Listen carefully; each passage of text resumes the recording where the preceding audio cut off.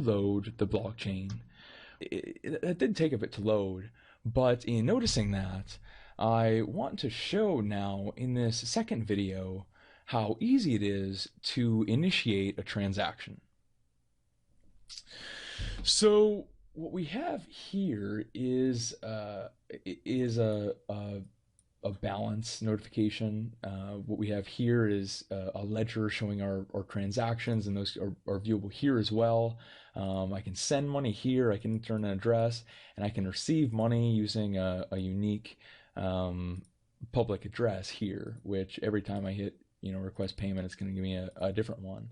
But all of those addresses are connected to this wallet, so no matter what, I don't have to set a new password or anything like that. Which brings me to another point, actually, that I'd like to touch on briefly, and that's that when you install the wallet application, make sure that you encrypt the wallet or create a very strong passphrase to keep this secure.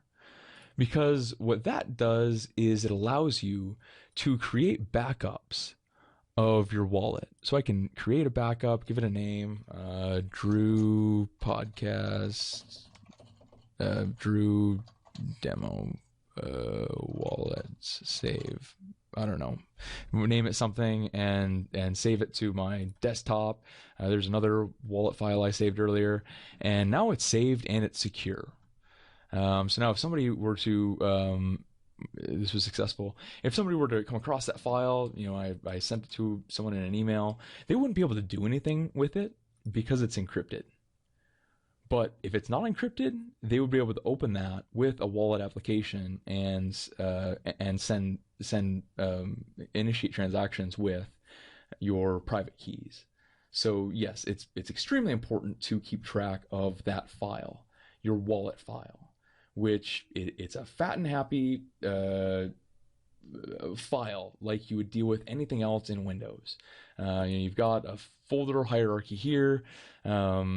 You can encrypt it, put it anywhere. You can send it in over the cloud, send it in a Gmail, send it in a Drive, Dropbox, whatever. It's just a file. Keep track of it. Keep it safe. And the best way to keep that safe is to encrypt it. We can talk about that a little bit more in depth in another video, but it will suffice to say that it's absolutely guaranteed that no matter what the wallet application you're using is, it will have an encryption or passphrase feature, and it's important that you use that. But the next thing I'd like to show, so I was able to initiate a few transactions here. I sent money to an address, and that address I actually own the private, or I actually control these addresses using public keys. I have access to the private keys of these addresses, but I have access through not an application running on a device that I have, whether that's a computer or a phone, but rather in a cloud that I'm accessing through a browser. And that is actually right here. So I've got the transaction pulled up here. This is what occurred earlier. I believe if I refresh it, it was confirmed one time and integrated. It was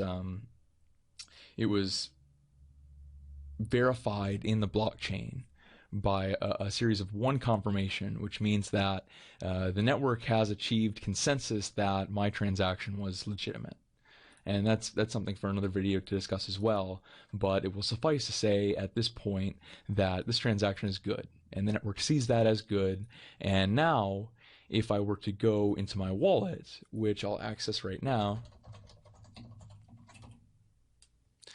I can see that fun. I sent 0.01 or 1 millibit, or 10 millibits, and I can see those transactions here. So I received one, it's received one transaction. I can also see that on blockchain.info, which is a public site which allows access to the blockchain. You can type in different public addresses or whatever, things that would be in the blockchain, and it's publicly accessible here. But let's receive money. Why not? So I control these private keys, and by that authority, I can create new addresses. So I have the private keys. I'm going to create a public key from those private keys. And again, or I don't know if I've even touched on this. A public key, a public key is made from a private key. But if you're given the public key, you're not able to work backwards. The math doesn't work out. So it's safe. It's safe to send this to somebody. It's a public key. It's my email address of my wallet. And with that, I'm going to bring that into my wallet application. So here I control this wallet, and I also control this wallet, and I'm going to send from this one to this one. And let's see how quickly we can do that. So sends, enter in the email address, the wallet address, give it a label. What would I be sending 1/1000th of a Bitcoin for? So that's $2.27. That's about what I pay for coffee when I get it from Starbucks or something. So let's label that coffee. Amount. I'm going to send another 10 millibits, and I'm going to send that for. Here's a transaction fee. Which is paying the network to confirm this sooner than other transactions that wouldn't include a transaction fee. I can discuss that more later, but this is essentially your fee to the network for them to verify your transaction. So I'm going to send that. I've encrypted my wallet like I discussed earlier, and it's requiring a password from me. And do I want to send 10 millibits to this address for coffee? There was an added transaction fee, which is about a penny or less, like 1/10 of a penny. And here's the total amount with the transaction fee. Yes. Now, that first beep we heard, that Windows sound, was this notification. Let's reflect on what we were just able to accomplish. This browser could have been anywhere in the universe.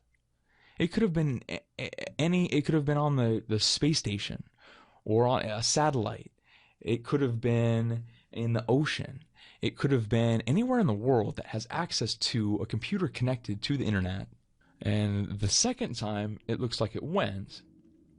And here I was able to receive that Bitcoin, and it looks like this is pending. But as soon as the network verifies this transaction, which is a conversation I'd like to get into in another video, then this is going to be pending. But for right now, it's virtually impossible to reverse this transaction. But again, I welcome your questions on Twitter if anything comes up, and thanks so much for your time today. Ciao for now.